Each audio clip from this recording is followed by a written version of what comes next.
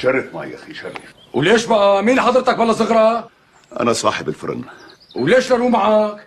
اذا عندك حكي بتحكيه هون. اخي شرف معي على المضافة احسن. عمي بلا مضافه بلا بطيخ، عندك حكي بتحكيه قدام هالخلايق. يرضى عليك رد على كلام الزعيم وشرف معه على المضافة. ايش حضرتك الزعيم؟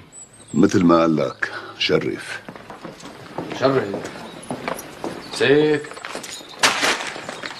زمان معيتك دير بالك على الفرن. معي الله عمي.